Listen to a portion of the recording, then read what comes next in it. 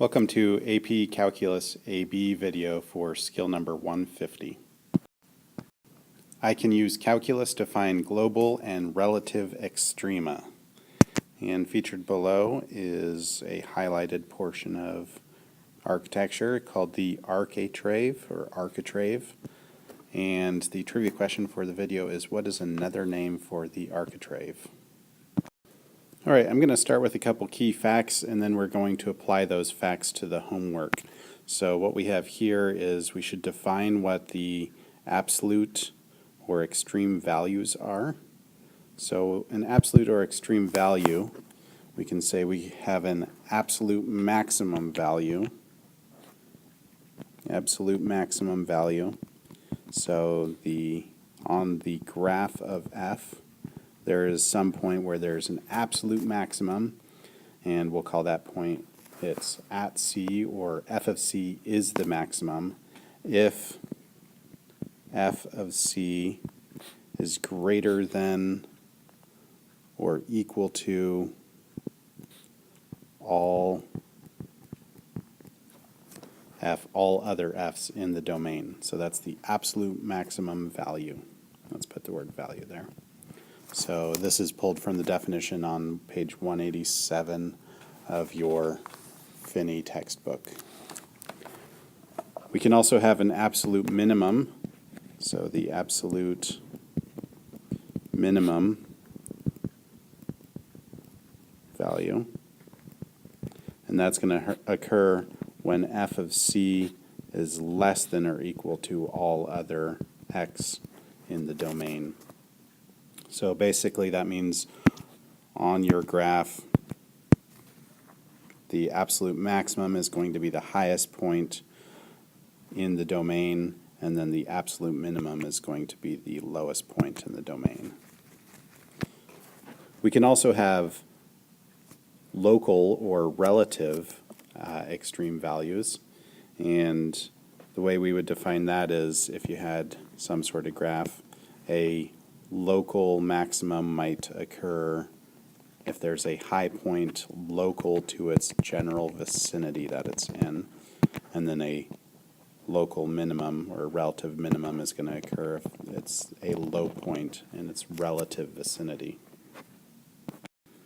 So we'll call that point C, and it's inside the domain of the function. Then f of C is considered a local max. Local maximum value. At C, if and only if f of C is greater than or equal to f of x for all x in some interval, open interval containing C. So I drew kind of this circle over here. This is my open interval containing my value of C. That's my C. And f of C is greater than all of the other x's inside that interval. All the other f of x's. We can also have a local minimum, which has kind of the same description, but the inequality sign has changed directions. Local minimum value if f of C is less than all other x's in that open interval.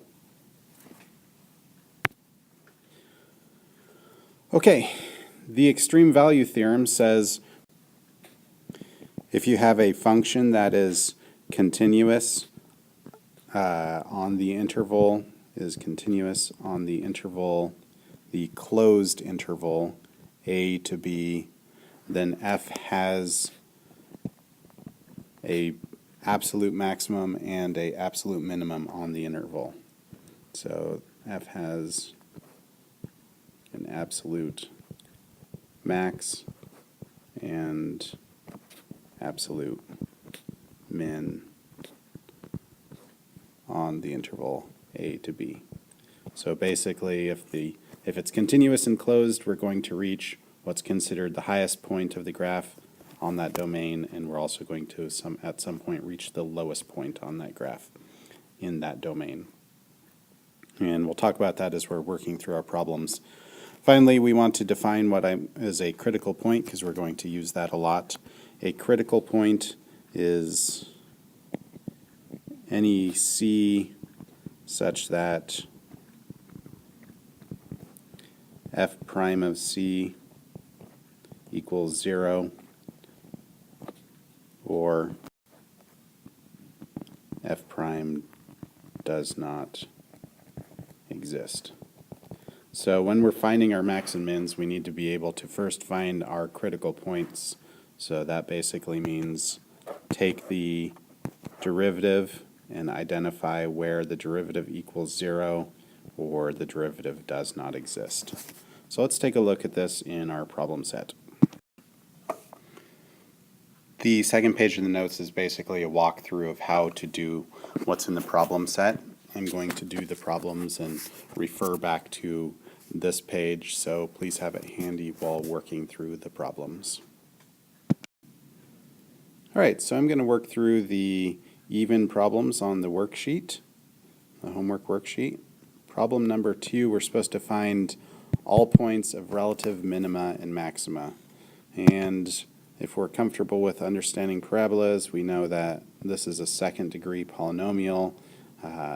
It's negative, so it probably looks like that. Maybe it's down here somewhere, maybe it's up here. But generally, we know that it opens downward, which means somewhere we're going to hit a maximum of the curve. So let's go about seeing how we find that. So if you look at your notes, step 1 says find the critical numbers of the function that are on the interval a to b. So to find a critical number, we need to first find f prime. So f prime of x for this function is, we use the power rule and we're going to get negative x minus 2.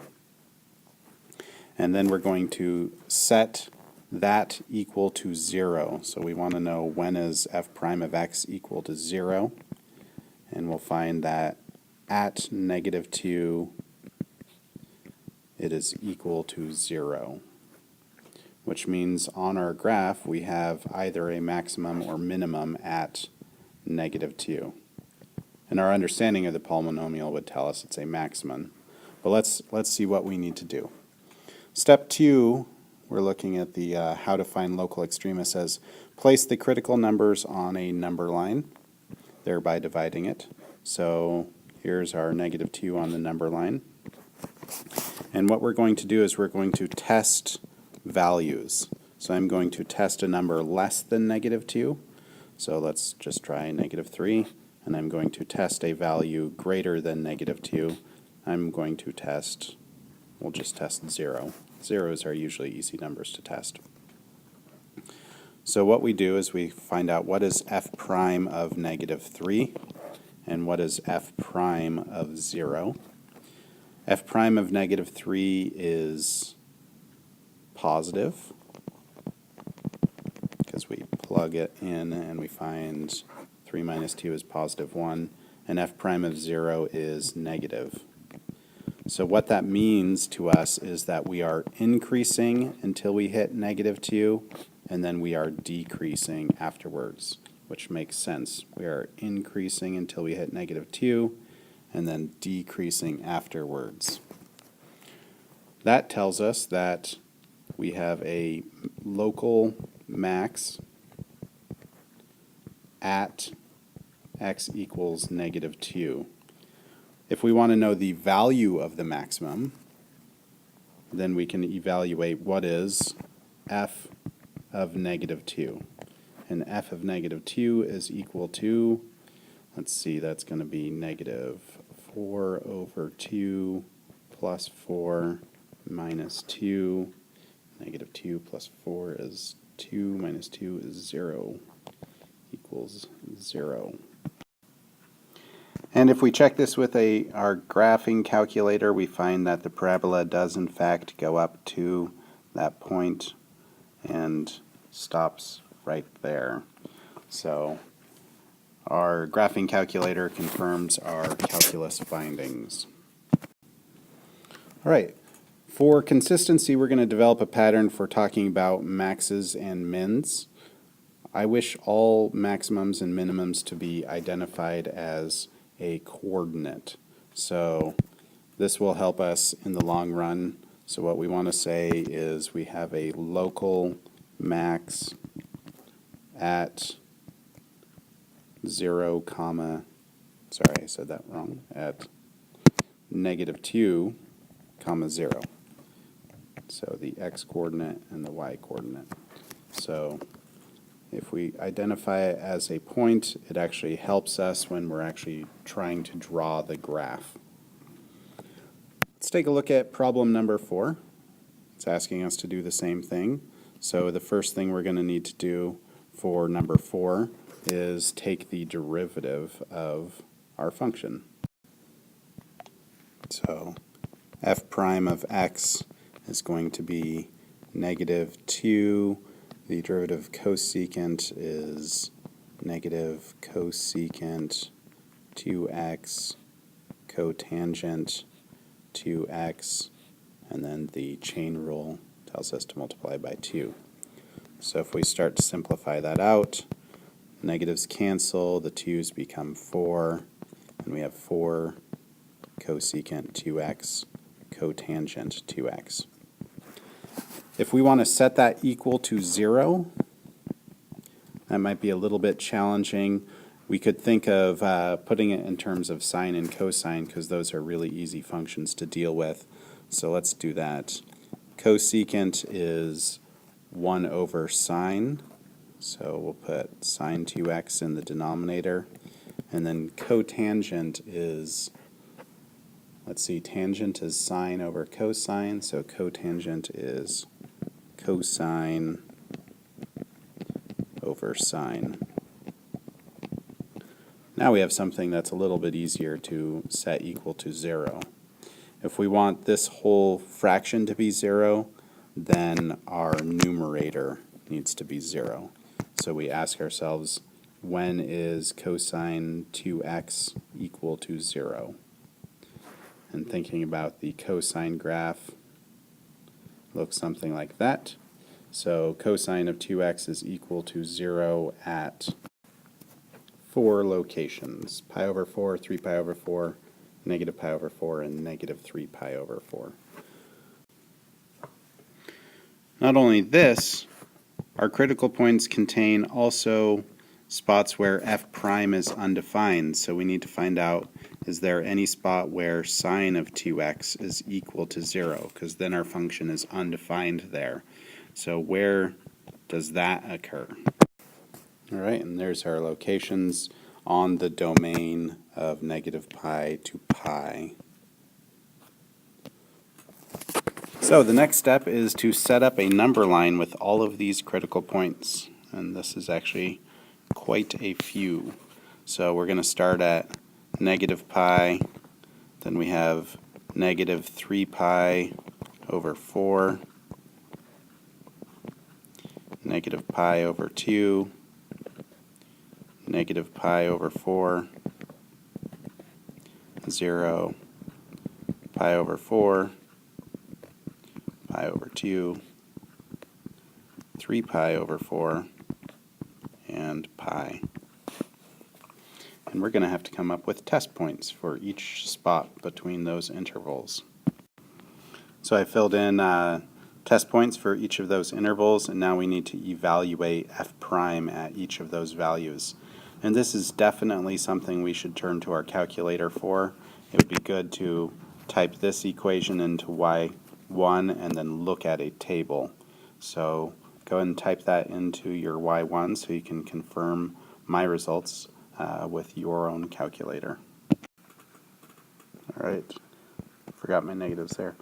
The results I get is this interval is increasing, then at -2 we have decreasing, at -1 we have decreasing, at -0.5 we have increasing, at 0.5 we have increasing, at 1 we have decreasing, at 2 we have decreasing, and at 3 we have increasing.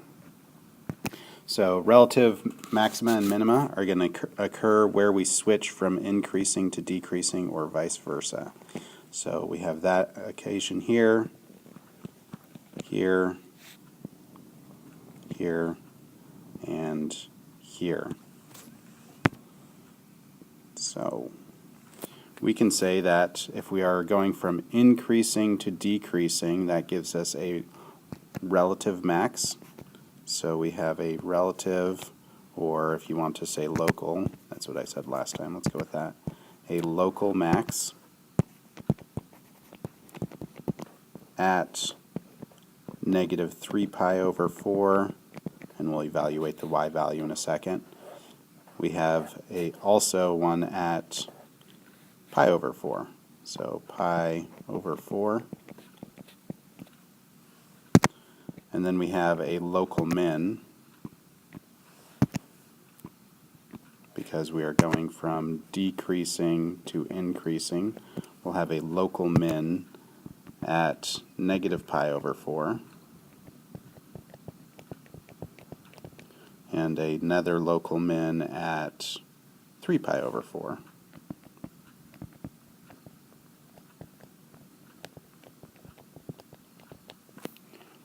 If we plug in those values into our function, we find that negative 3 pi over 4 occurs at a y-coordinate of negative 2. Pi over 4 also occurs at a y-coordinate of negative 2. And then our minimums are going to occur at a value of 2 for both of those. Now, it may seem a little bit off to you that our maximums are at a lower y value than our minimums.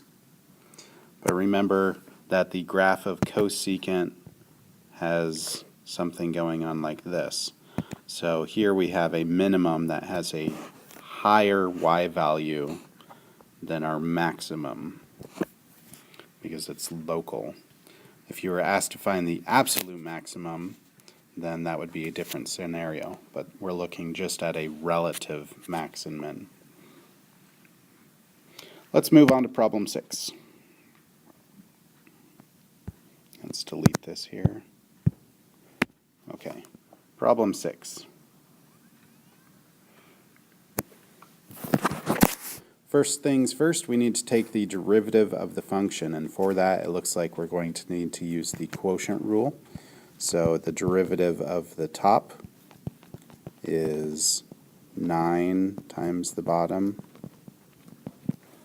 plus the derivative, subtract the derivative of the bottom times the top, and we put that all over the bottom squared. And we want to find out when is this equal to 0. So if we're going to set this equal to 0, we are interested in creating the numerator should be equal to 0. So let's distribute this through and see what we get. We get 9x squared plus 81 minus 18x squared equals 0. And this becomes 81 equals 9x squared. So we have critical points or critical values at x equals plus and minus 3. Nothing's going to make the denominator 0, so we don't have to find any points where the derivative cannot be evaluated. So we create our number line with plus and minus 3 on it. So this is a much cleaner number line than the last problem. And we're going to test, I'll go with negative 4, 0, and positive 4. So what is f prime of negative 4, f prime of 0, and f prime of 4? And again, turning to our calculator might be useful in this endeavor. All right. We find f prime of negative 4 is negative, f prime of 0 is positive, and f prime of 4 is also negative, which tells me that we should have a minimum at -3 because we're going from decreasing to increasing. So we have a local min at -3 comma something, and we have a local max at 3 comma something. And then we need to evaluate that number within the function, and we'd find that our local min occurs at -3/2 and our local max occurs at +3/2.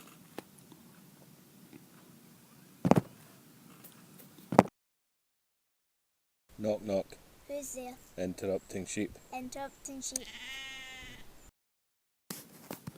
Alright, so since these problems on this page largely are similar to the last page, I'm just going to walk us through problem number 14 because I think it's perhaps the most demonstrative of these.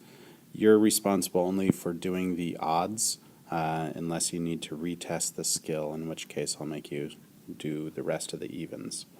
So here we are at number 14, and what we want to do is find the absolute minima and absolute maxima, which basically means we want to find all of the local min and max in the interval and also find out how high each side of the interval is. So the first thing we're going to do is we're going to find G prime. So G prime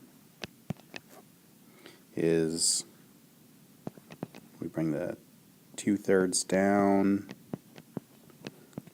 6r minus 6, we subtract 1, that's -1/3, and then we multiply it by the derivative of the inside, which is 6. So if we wanted to, we could rewrite this. -2 times 6 is -12, -4 over the third root of 6r minus 6. And when is this equal to 0?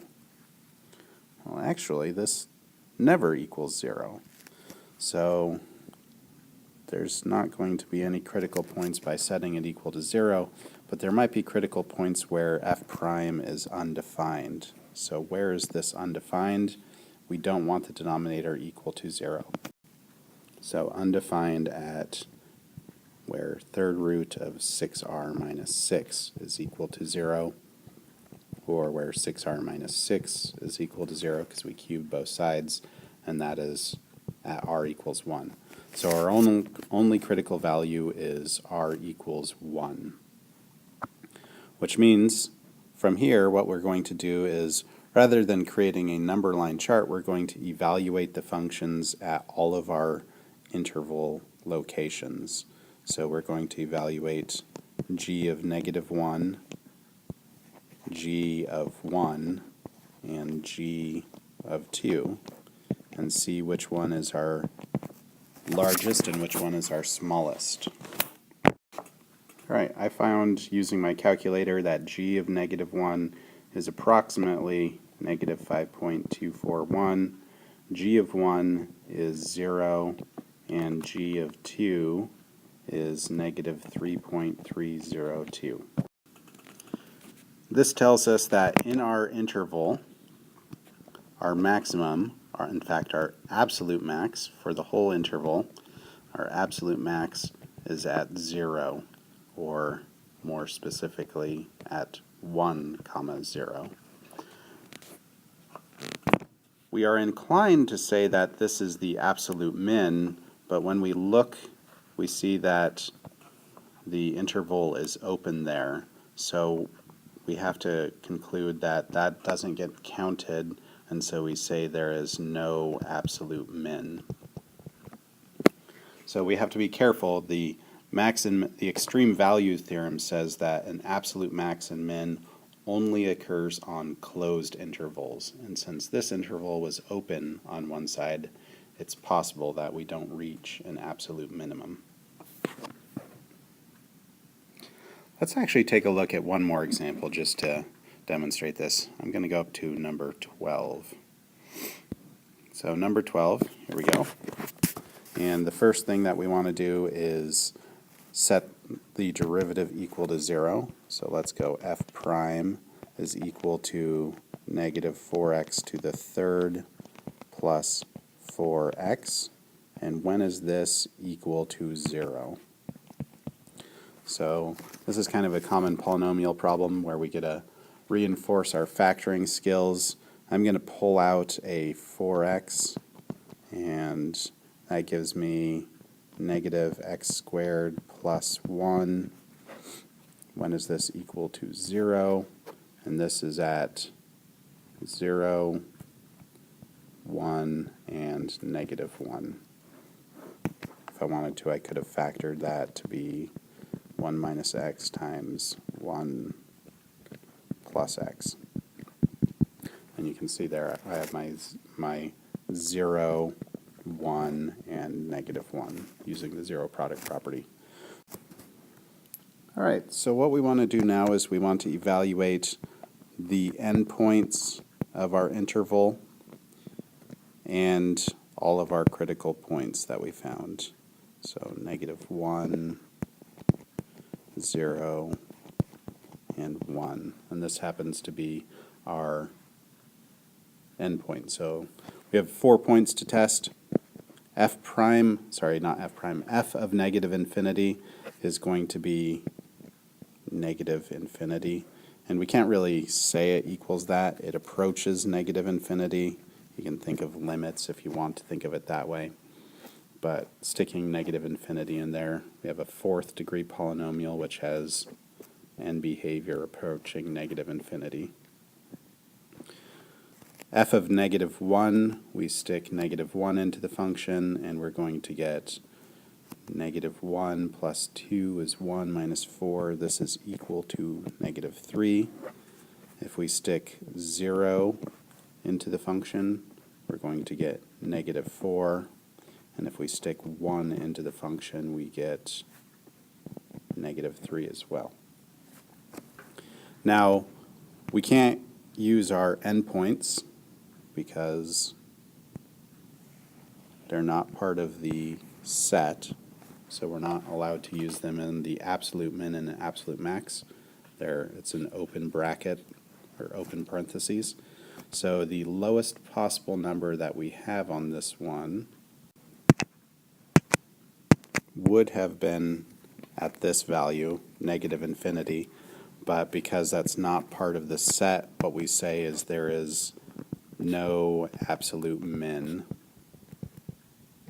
But we do, however, have an absolute max, and the highest value that we attain in these is the negative 3.